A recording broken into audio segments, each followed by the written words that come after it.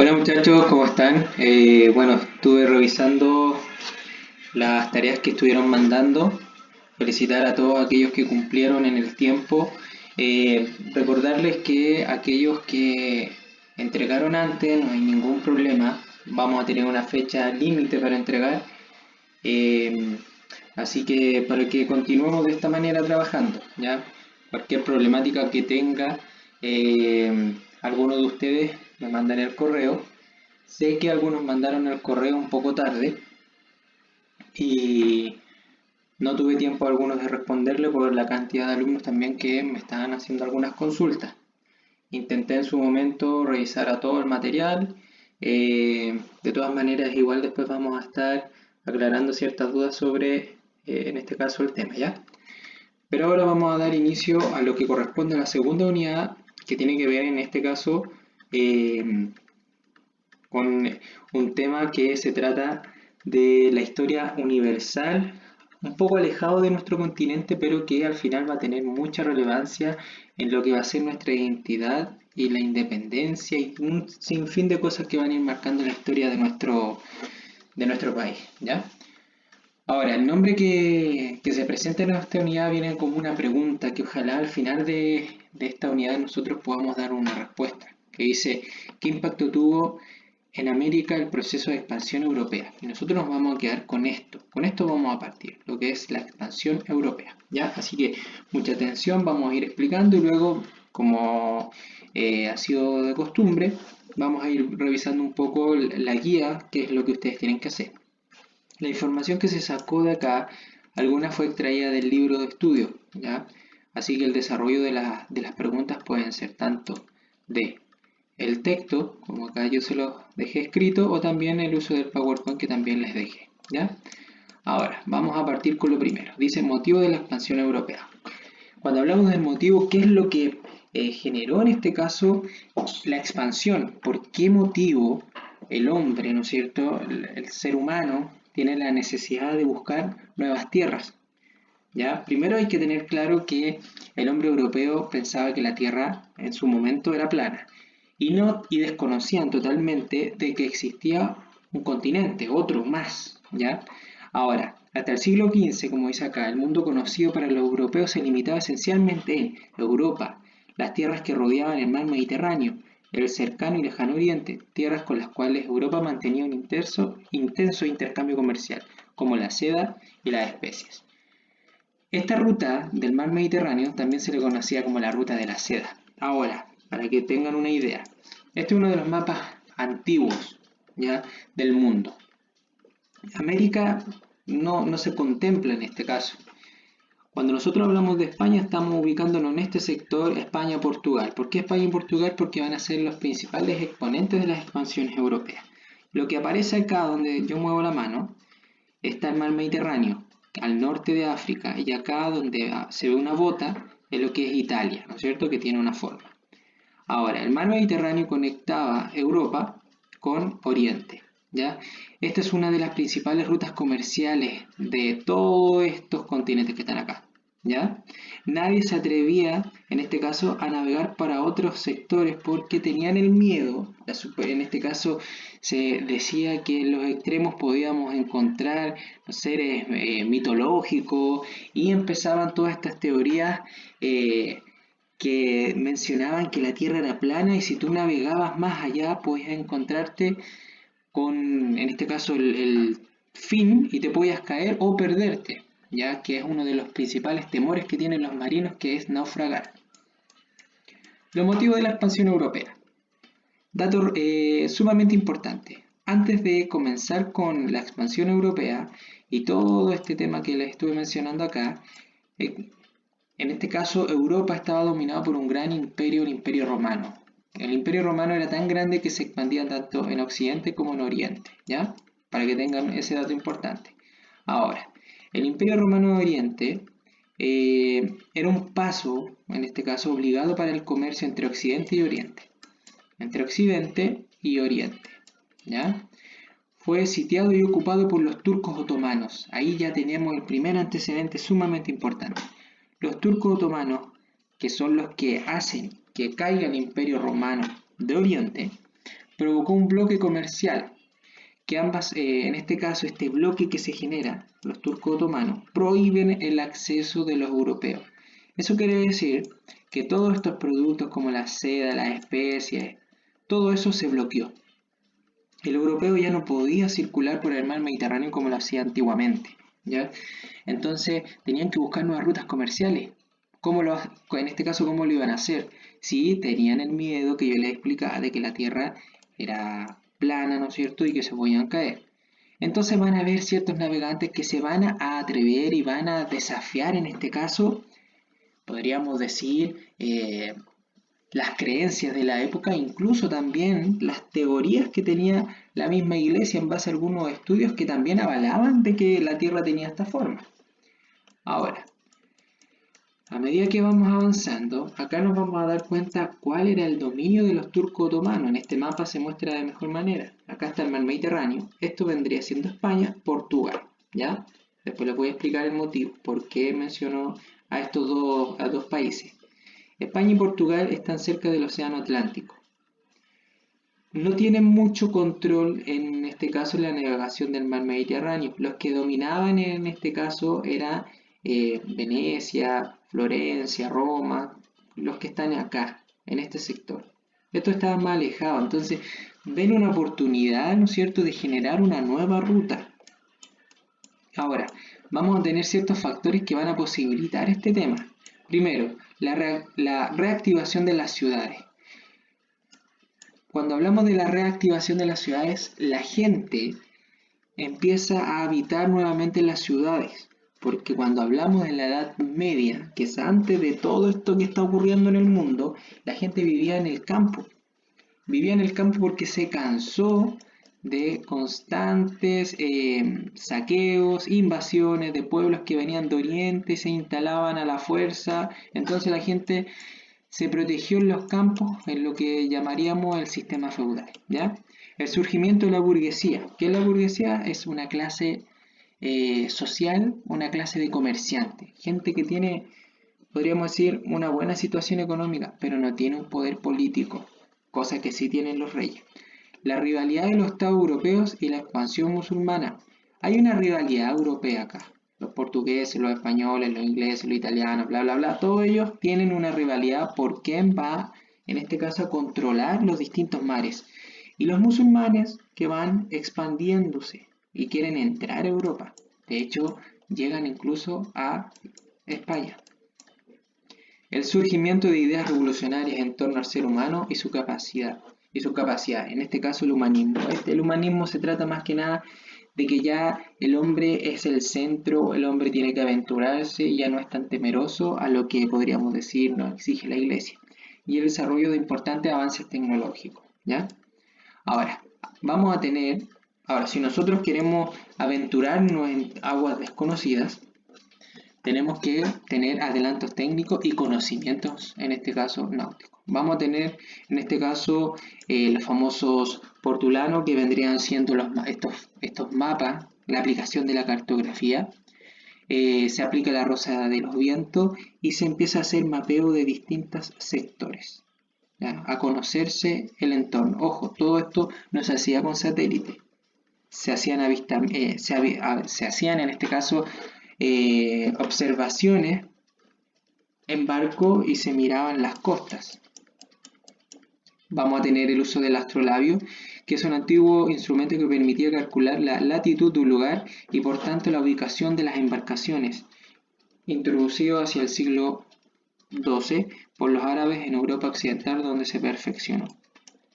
Vamos a tener también la brújula, ¿no es cierto?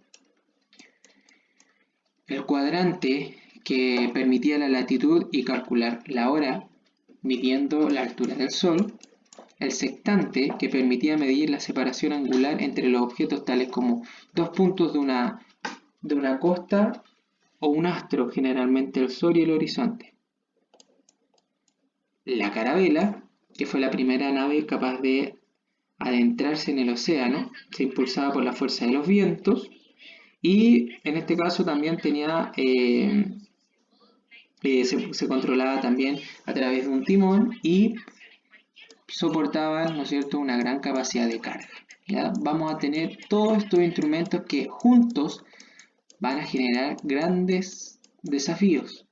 Pero para eso tenemos que tener a los valientes, ¿no es cierto?, que se van a adentrar, ¿no es cierto?, en el mar.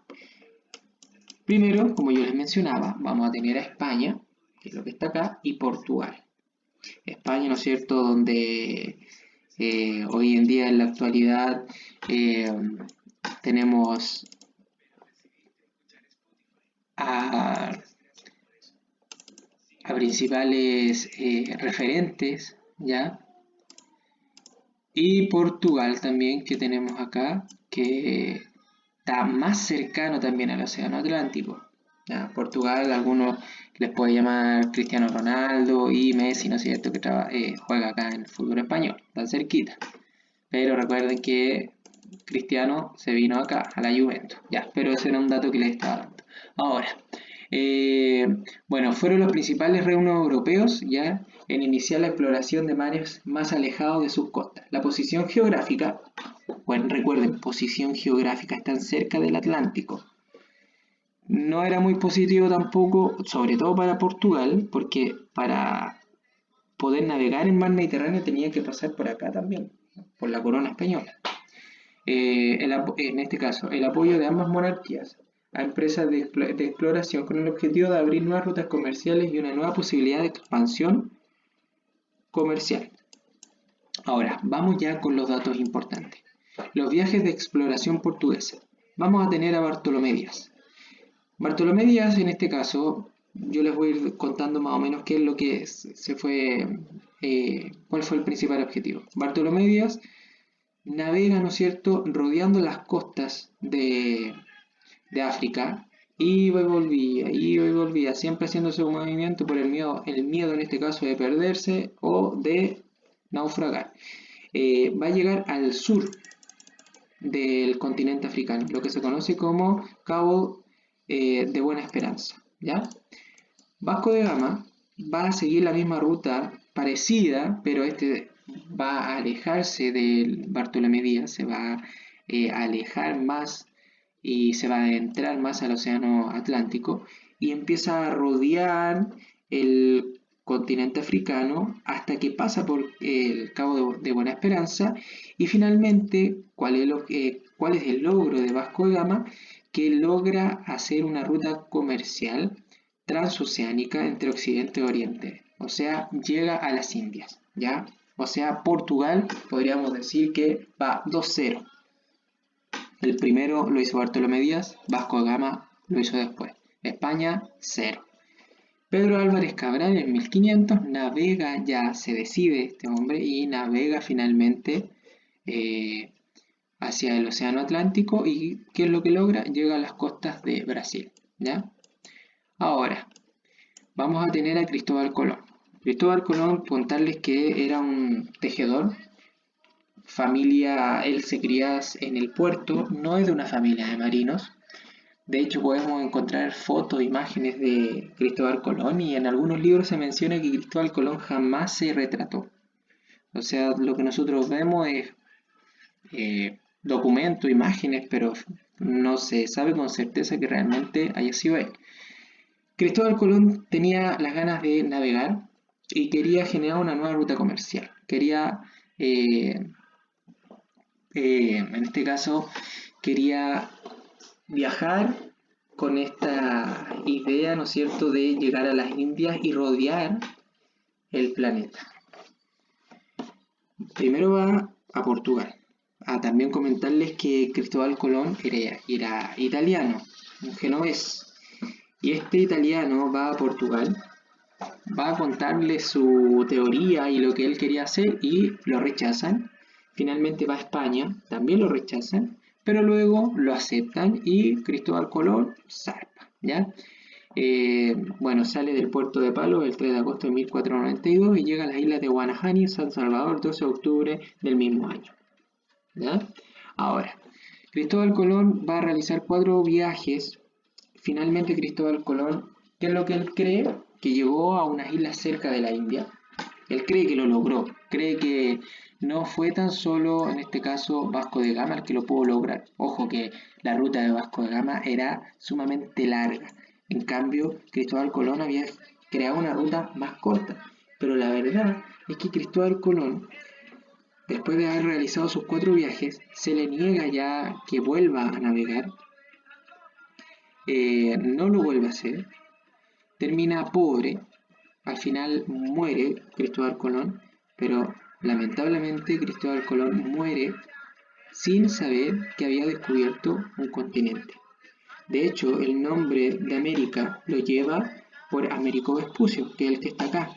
Américo Vespucio, cuando viene, empieza a navegar por América del Sur y se da cuenta que lo que se acaba de descubrir, donde había llegado Cristóbal Colón, no eran ni unas islas cercanas a las Indias, ni siquiera a la India. Estábamos hablando de un continente. Por eso América, lleva el nombre de Américo Vespucio.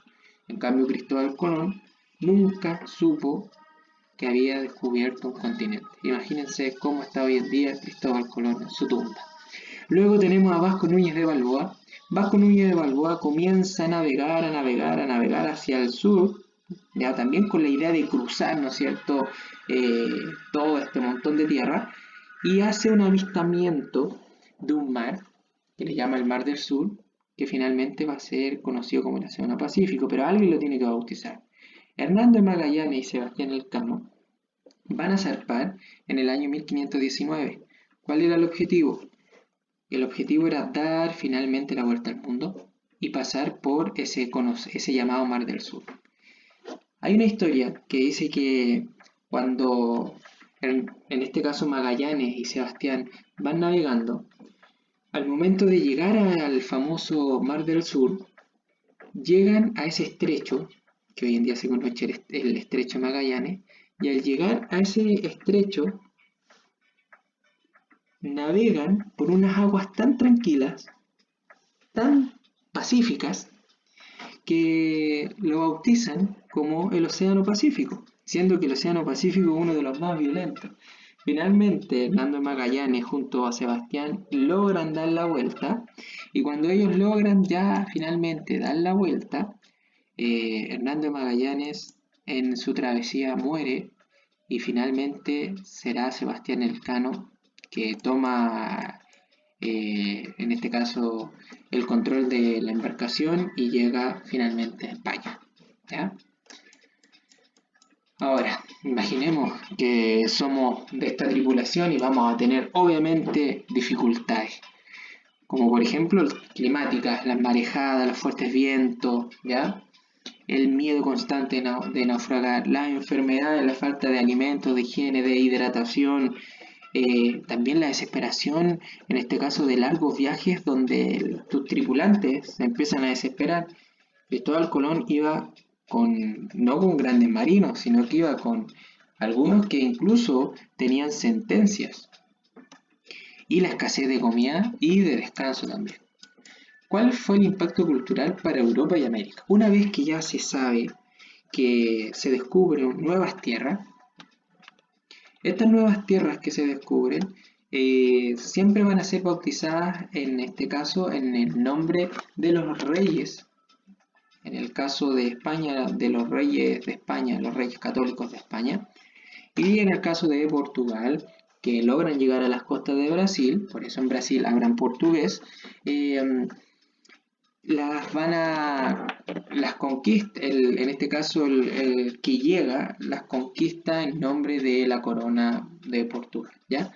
Ahora, para Europa, ellos quedaron maravillados con la naturaleza, incluso dicen que es el paraíso terrenal, y empiezan a invitar a la gente a que vengan a estos lugares, y se dan cuenta que algunos de los indígenas que andaban en ese lugar andaban con ciertos adornos que eran bastante tentadores, ¿ya?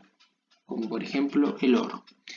Para América se genera una interrupción en el desarrollo cultural de los habitantes y una desaparición importante de la población autóctona. Cuando hablamos de la población autóctona, la población originaria de ese lugar. ¿Por qué empieza a desaparecer? Por las enfermedades que traían los españoles, por los grandes abusos que empezaron a generar, y Obviamente esto trajo una consecuencia que la población empieza a desaparecer lentamente, ¿ya?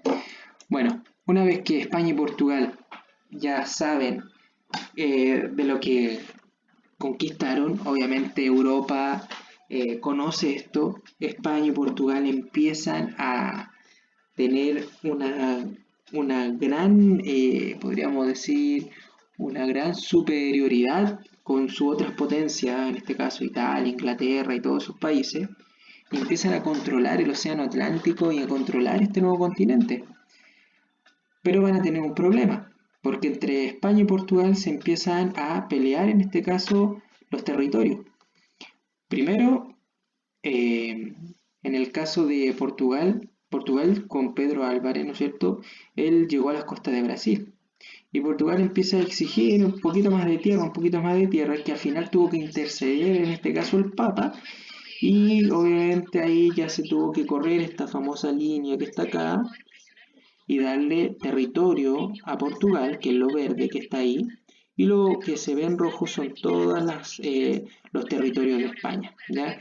Por eso les mencionaba, por eso en Brasil se habla portugués y en los otros sectores se habla el español, ¿ya? Y bueno, esta imagen que sale acá, según uno de estos libros, la imagen de Cristóbal Colón jamás fue retratada, sino que esta es una imagen de alguien que lo conoció, lo vio y lo quiso retratar, pero nunca él fue personalmente, se sentó y le dijo que lo retratara, ¿ya? Como un dato que les doy. Y como dice, nunca podrás cruzar el océano a menos que tengas el coraje de perder de vista la orilla. Porque siempre navegaban rodeando las costas por el miedo a perderse. Y con esta información que yo les doy, ustedes tienen que desarrollar la guía que les dejé. Pueden apoyarse de su texto, ¿ya? Así que eso sería, muchachos, y nos estamos viendo. Saludos y cuídense.